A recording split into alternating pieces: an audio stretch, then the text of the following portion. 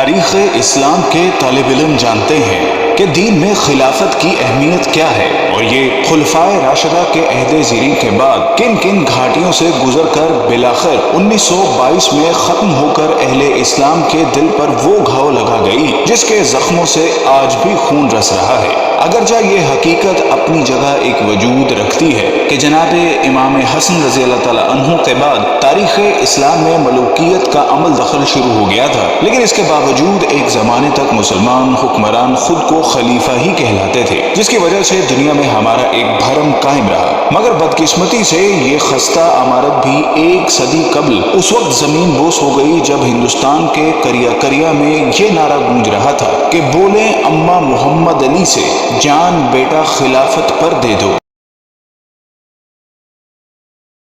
جس نے آج کی اس زیر نظر ویڈیو کے لیے تاریخ میں سب سے طویل عمر رکھنے والی خلافت عثمانیوں کو اپنا موضوع سخن بنایا ہے، جس میں اس عہد کے سرسری جائزے کے ساتھ ساتھ اس معاہدے کا بھی خاص طور پر تذکرہ کیا جائے گا جو کہ اس کے خاتمے کے وقت اتحادی قوتوں اور اس کے شکست خوردہ حکمران کے درمیان طے ہوا تھا، جس کی عمر 100 سال مقرر کی گئی تھی، اور ہم جانتے ہیں کہ یہ مدت آئندہ سالوں میں ختم ہو جانے والی ہے، جس کے بعد نہ صرف عالم اسلام بلکہ پوری دنیا میں ایک بہت بڑی تبدیلی کے مواقع موجود ہیں۔ لیکن اصل کیا ہے؟ معزز ناظرین، بنو امیہ کی حکومت کے خاتمے کے بعد 132 ہجری میں خلافت بنو عباس کا قیام عمل میں آیا، جو کہ قریب 5 صدیوں تک قائم رہی، اور اس زمانے میں بغداد نہ صرف علم و حکمت کا گھر تصور ہوتا تھا بلکہ اس کا شمار دنیا کی طاقتور ترین حکومتوں میں بھی ہوتا تھا، جس کو ہارون الرشید اور مامون الرشید جیسے خلفاء نے قوت و حشمت کی بلندیوں تک پہنچا دیا تھا۔ لیکن فطرت کے اس اصول یعنی ہر کمال رہ زوال کے تناظر میں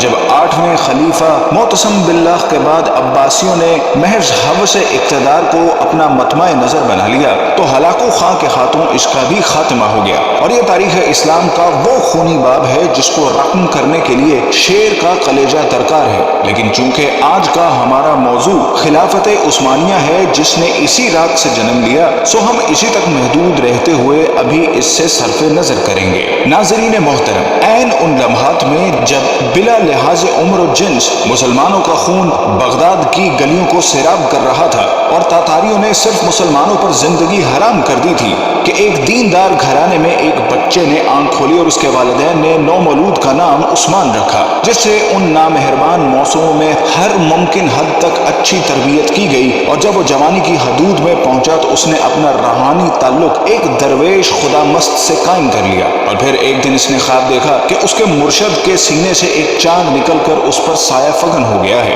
ساتھ ہی اس نے دیکھا کہ اس کے قدموں سے ایک درخت نے جنم لیا جو دیکھتے ہی دیکھتے نہ صرف جوان ہو گیا بلکہ اس کی شاخوں نے دنیا کے ایک بہت بڑے حصے کو بھی اپنی لپیٹ میں لے لیا ہے، اور اسی کی کوکھ سے اس نے 4 دریاؤں اور 4 پہاڑوں کو بھی نکلتے دیکھا۔ خواب سے بیداری کے بعد جب عثمان نے یہ خواب اپنے پیر و مرشد کے سامنے بیان کیا تو انہوں نے کہا، مبارک ہو، اللہ نے تمہیں اور تمہاری اولاد کو اپنے دین کے لیے چن لیا ہے۔ ناظرین گرامی، یہ 1299 کا سال تھا جب فطرت نے عثمان کو دولت عثمانیہ قائم کرنے کی قوت بخشی۔ یہ نوزائیدہ اسلامی مملکت اس بازنطینی حکومت کے پڑوس میں قائم ہوئی جس کو آج ہم اہل روم کی حکومت سے موسوم کرتے ہیں۔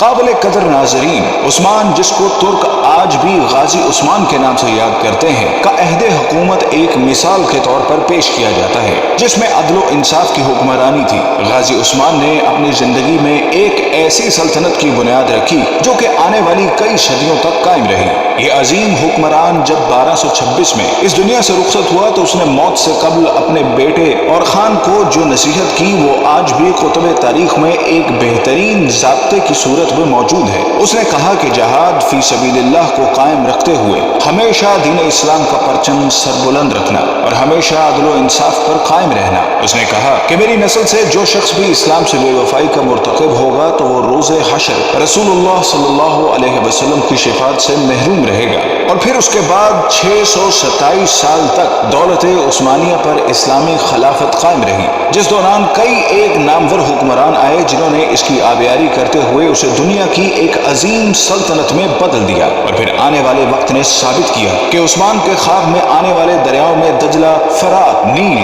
और दरियाए दीनवब शामिल थे, जबकि पहाड़ों में कोहे तूर, कोहे बलखान, कोहे काफ और कोहे अतलस थे, जो कि बादशाह उसकी कलम रोक का हिस्सा बने। नाज़रीन गरामी, जैसा कि हमने अर्ज किया कि 1922 में उस वक्त खिलाफत उस्मानिया को एक बैनुल अक़वामी मुआहदे की रूह से खत्म कर दिया गया, जिसके बाद इस्लामी हुकूमती मरकज की छतरी से निकलकर अलहदा तशख़्ख़ुस की हामिल हो गई। लेकिन हम में से बहुत कम लोग ऐसे हैं जो इस मुआहदे के बारे में आगाह हों, जिनकी तफसीलात हम आपके सामने रख रहे हैं, जिनको जानने के बाद हमें उम्मीद है कि आप दुनिया के मौजूदा हालात और उसमें आलम इस्लाम के हालत ज़ार के बारे में बेहतर तज्ज़िया कर सकेंगे। जब पहली जंगी अजीम के बाद तुर्कों को शिकस्त फाश का सामना करना पड़ा, तो उसके बाद इत्तेहादी ममालिक जिनमें बरतानिया और फ्रांस जैसी कुव्वतें शामिल थीं, ने तुर्क सुल्तान से मुआहदे में ये शर्तें मनवाई, जिनके मुताबिक सुल्तान की तमाम ज़ाती इमलाक को जब्त कर लिया गया। खिलाफत उस्मानिया, जो कि 3 बर्र-ए-आज़मों पर फैली थी, को तोड़ दिया गया। और आप इसकी वुसअत का अंदाजा लगाना चाहें तो हैरान रह जाएंगे कि इसको तोड़ने के बाद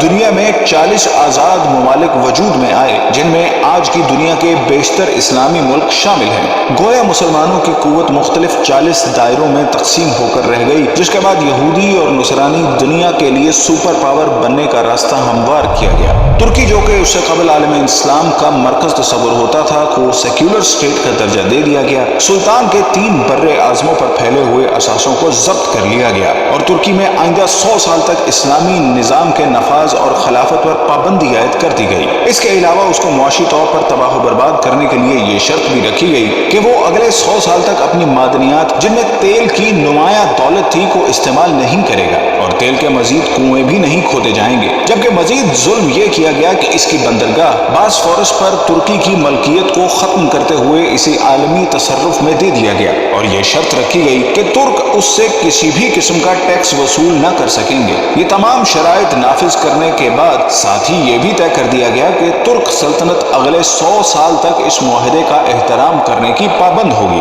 नाज़रीन गरामी, वक्त अपनी मखसूस रफ्तार के साथ चलता रहा और तुर्क मुसलमानों और बिलअमूम तमाम आलम इस्लाम ने यह सदी किस कर्ब से गुजारी। अगर इस दास्तान खून रंग को लिखने की जसारत की जाए तो जाहिर है पूरी किताब की जरूरत पड़ेगी, लेकिन ये अहदे पुरआशूब अपनी तमाम तर हशर सामानियों के साथ अब अपनी आखिरी सांसें ले रहा है और अब मजीद कुछ साल बाद तुर्की इस मुआहजे से आज़ाद होने वाला है, जिसने 100 साल तक इसकी आज़ादी को उससे छीने रखा। लेकिन जो जो वक्त करीब आ रहा है, तो इस्लाम मुखालिफ कुव्वतों की रातों की नींद में खलल आने लगा है कि इस मुआहदे के बाद दुनिया में एक बार फिर नए दौर का आगाज होने वाला है, जिसकी ताकतवर शहादतें तुर्की की मौजूदा क़यादत, जो कि मर्द-ए-हुर तैयब उर्दगान का कौलो अमल दे रहा है। हर चंद के गुज़िश्ता एक सदी में तुर्की को इस्लाम से दूर रखने की हर मुमकिन कोशिश की गई, लेकिन इसके बावजूद हालात गवाही दे रहे हैं कि वो चंगारी जिसको अगयार ने अपनी मक्कारी से दबाने की सरतोड़ कोशिशें की, वो एक बार फिर शोला बनने के लिए बेताब है। बल्कि अगर तैयब उर्दगान के तर्ज अमल पर जरा सा भी गौर करें तो ये बात खुलकर सामने आती है कि बर्मा का मामला हो या कश्मीर का मसला, सबसे पहले मुसलमानों के हक में जो आवाज बुलंद होती है वो तैयब उर्दगान का नारा मस्ताना होता है। बल्कि हाल ही में जब अमेरिकी सदर ट्रंप ने पाकिस्तान के खिलाफ जुबान खोली तो उसकी मजम्मत भी सबसे पहले तुर्की की सरजमीन ही से की गई। और जब ये मुआहदा अपनी मौत मर जाएगा तो फिर हालात क्या रुख इख्तियार करेंगे, इसका अंदाजा लगाना कोई ज्यादा मुश्किल काम नहीं। बल्कि तैयब उर्दगान का यह बयान कि 2023 के बाद तुर्की पहले जैसा बीमार मुल्क नहीं रहेगा, बल्कि वो आलमी सियासत में एक सेहतमंद किरदार अदा करेगा, इस बात का गमाज है कि आने वाले वक्तों के लिए खुद को तैयार कर चुका है। और शायद इकबाल का इस शेर की तफसीर आमदा बरसों में आने वाली है। अगर उस्मानियों पे कोहे गम टूटा तो क्या गम है कि खून 100,000 अंजुम से होती है सहर पैदा। नाज़रीन गराम, अगर हम तारीख के आईने में देखने की जसारत करें तो ये बात खुलकर सामने आती है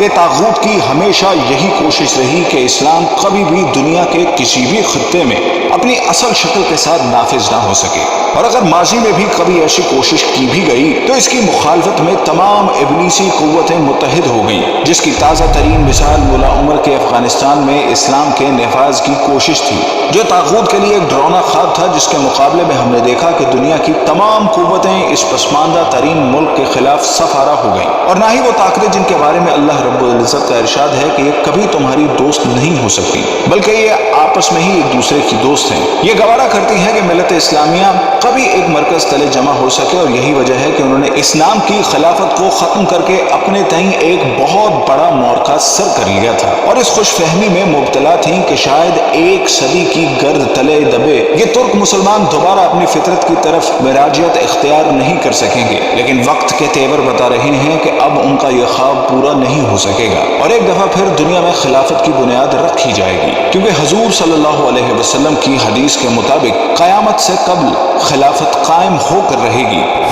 قال رسول اللہ صلی اللہ علیہ وسلم تکون النبوۃ فیکم ما شاء اللہ ان تکون، نبوت رہے گی تمہارے مابین مسلمانوں جب تک کہ اللہ چاہے گا کہ وہ رہے، یعنی میں رہوں گا۔ ثم یرفع اللہ اذا شاء یرفعها، پھر اللہ اسے اٹھا لے گا جب اللہ چاہے گا کہ اسے اٹھا لے، یعنی پھر میرا انتقال ہوگا، نبوت ختم، اب تمہارے مابین نبوت کی برکات و سعادتیں نہیں رہیں۔ ثم تکون خلافت علی منہاج النبوۃ، پھر اس کے بعد ایک دور ہوگا خلافت کا جو بالکل نبوت کے طریق پر ہوگی، نبوت کے نقش قدم پر ہوگی، جو نظام میں نے قائم کیا جو کا تو بغیر کسی بال کے فرق کے وہ قائم کیا۔ فتکون ما شاء اللہ، پھر وہ بھی رہے گا جب تک کہ اللہ چاہے گا کہ رہے۔ ثم یرفع اللہ اذا شاء یرفعها، پھر اللہ اسے بھی اٹھا لے گا جب چاہے گا کہ اٹھا لے گا۔ ثم تکون ملکا عاضا، اب کا یعوز کو کہتے ہیں دانتوں سے کاٹنے، پھر اس کے بعد ایک دور آئے گا جو کاٹ کھانے والی ملوکیت، یہ جیسا کہ میں کر چکا ہوں، یہ ملوکیت جو مسلمان ہوئی اور ان میں جو ظالم ہوئے ہیں اچھے تو ہوئے، یہ ٹھیک ہے، آخر 12 خلفاء کی تعداد ان میں سے پوری۔ ثم تکون ملکا عاضا،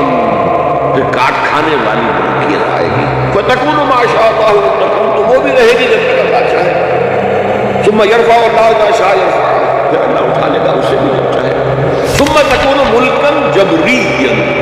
پھر ایک مجبوری والی ملوکیت آئے گی، غلامی والی، اس کو ہم ویسٹرن کولونیلزم کہتے ہیں، یورپین کولونیلزم، کہیں انگریز ملکہ وکٹوریہ کے غلام ہو گئے، کہیں جو ہے ہسپانوی آ گئے، کہیں پر اطالوی آ گئے، کہیں پر فرانسیسی آ گئے، کہیں پر ولندیزی آ گئے، کہیں پر پرتگیزی آ گئے، اس طرح سے پورا عالم اسلام گرفت میں۔ ثم تکون ملکا جبریا فتکون ما شاء اللہ ان تکون، تو وہ بھی رہے گا جب تک کہ اللہ چاہے گا۔